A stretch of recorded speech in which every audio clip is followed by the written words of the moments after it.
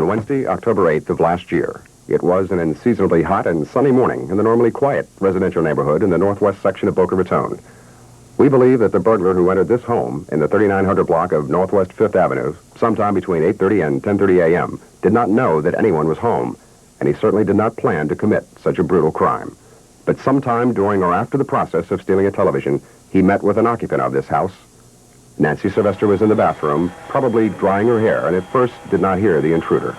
But after a few minutes, she met the last person she was going to meet in the 31 years of her life. This encounter and the struggle that followed left Nancy Sylvester dead on the kitchen floor.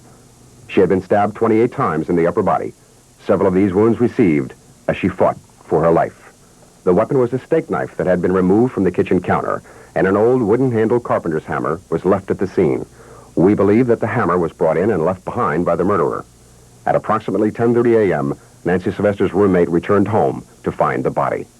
The shock of the discovery sent her roommate running into the street, screaming for help. The police really don't have many leads in this case. Apparently there were no actual witnesses to the murder itself, but there were two individuals seen in the area during the approximate time of the murder. One of these could have been the murderer, an accomplice, or just an innocent passerby who might have seen the murderer. A car described as medium-sized and white, occupied by a white male with brown curly hair, was seen parked in front of the house and somewhat blocking the driveway about the time the murder was discovered. During the same time period and a few blocks away, in the 5000 block of Spanish River Boulevard, a woman driving by saw this. A young white male with blondish hair and light-colored clothing came running north over a hill and approached a white car that was parked along the side of Spanish River Boulevard.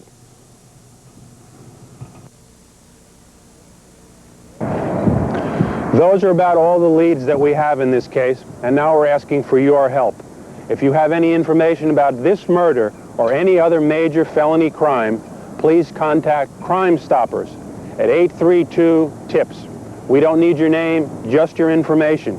You can remain anonymous and still be eligible for a reward of up to $1,000. Thank you.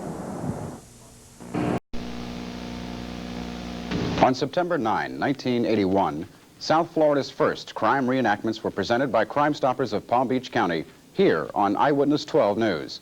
Since that time, weekly dramatizations have quietly, dramatically proven their effectiveness.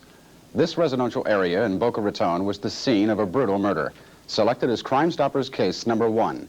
Within 5 minutes of the time it was broadcast, a phone call was received identifying a suspect, and the law enforcement community knew it had found a powerful ally, you, the public. The Kroll homicide in Jupiter was case number 4.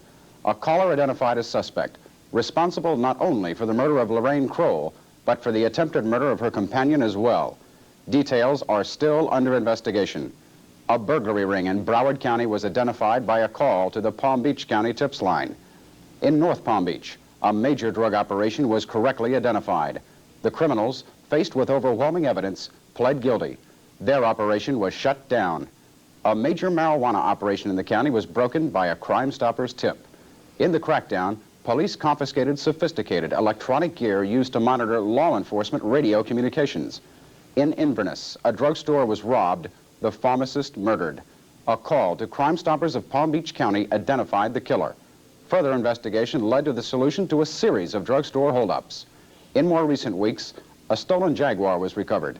In Jupiter, a bank robbery was solved. And when Martha Ray was the recent victim of a jewel thief, our Crime Stoppers tip led to the apprehension of the criminal and the return of her treasured possessions. These are but a few of the successes. It's a continuing story of major progress in solving crimes and getting the criminal off the streets. If you have information about any serious crime, call Crime Stoppers at 689-TIPS. You don't have to give your name. You'll still be eligible for up to a $1,000 reward.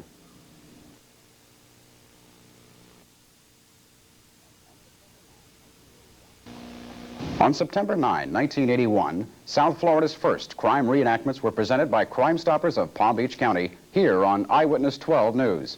Since that time, weekly dramatizations have proven their effectiveness in the identification of a suspect responsible for the Lorraine Kroll homicide in Jupiter and brutal beating of her companion. A burglary ring in Broward County was identified by a call to the Palm Beach County tips line. A major drug operation in North Palm Beach was broken. The criminals pled guilty. The murderer of a pharmacist in Inverness was identified and a series of drugstore holdups solved. In recent weeks, a stolen Jaguar was recovered, a Jupiter bank robber apprehended, and when Martha Ray was the victim of a thief, her treasured possessions were recovered and the thief identified. It's a continuing story of success and an ongoing program of cooperation between the citizens and the law enforcement community. If you have information about any serious crime, call Crime Stoppers at 689-TIPS. You can remain anonymous and still be eligible for up to a $1,000 reward.